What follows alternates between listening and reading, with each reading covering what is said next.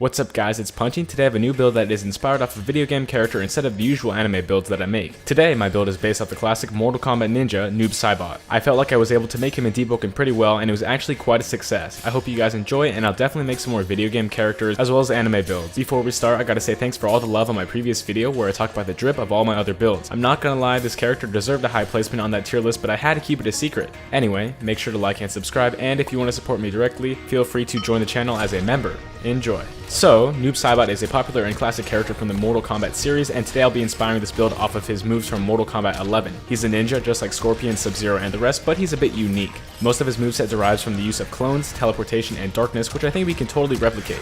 The main point of this build is to actually play defensively and apply hard pressure when we get a lucky hit. Noob Saibot is known to flip the pressure on his opponents in Mortal Kombat a lot, and I think he's actually a top tier pick of competitive play. These stats on this build are quite generic, but Shadow is super solid even without a min-max build. As a power 56, I have 20 strength for Spine Cutter, 35 agility for Dark Rift, 33 intelligence, 10 willpower, and 50 charisma for Vision Shaper. The rest of my points went to 80 in Shadow Cast and 75 in medium weapons. Fairly balanced build, but it does lack fortitude. This build has not been maxed out just yet, so I haven't got an enchanted Shotel or even a bell. I really want to, but at the moment my luck has not been the best for weapons or even my bell. Let's jump right into the mantras. For my oath, I picked Vision Shaper so I could use clones. The first move we're starting off with is an essential for Shadow. Shadow Eruption, or what I call Portal Paradox, is a stand-in for Noob's classic portals where he'll reach through and smack the opponent, but it's not like we can teleport through the floor in a combat move. I believe this move is very strong, and what you want to do with this move is to feint it whenever possible and throw it out when your opponent is quite far away. Since this move has 2 hitboxes, it is very possible to clip the opponent on the secondary one to stun them in place. I would never skip this move if you have a Shadow build. Stratus Stones on this to make this thing big, and Insignia Gem on them just so I can make my next mantra come out a little bit faster.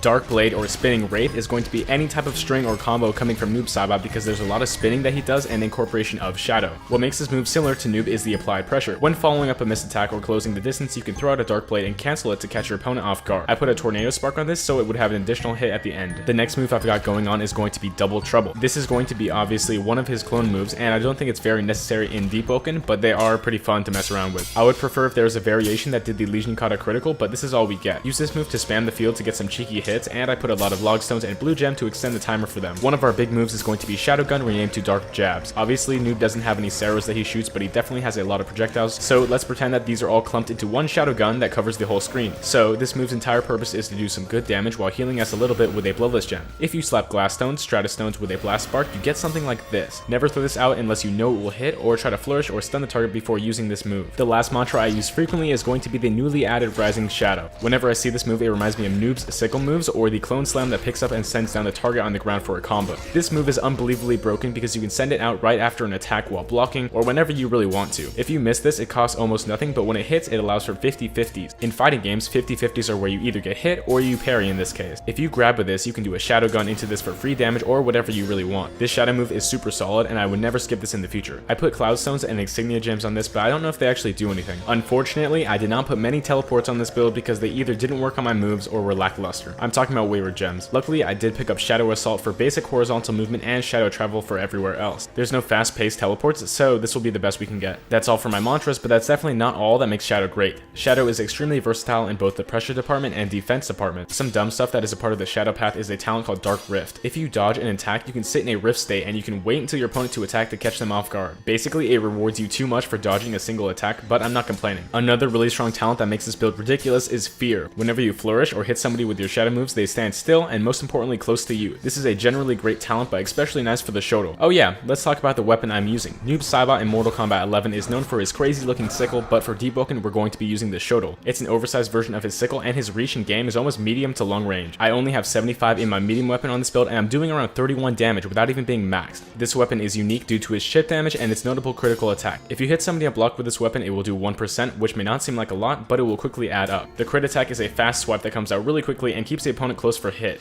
Try this out if you have not, it's very good. That's all there is for this character's weapon and the talents, so if you want to slow it down, you can see my entire list of talents. This build does not need any legendaries at all, and this proves how good Shadow generally is.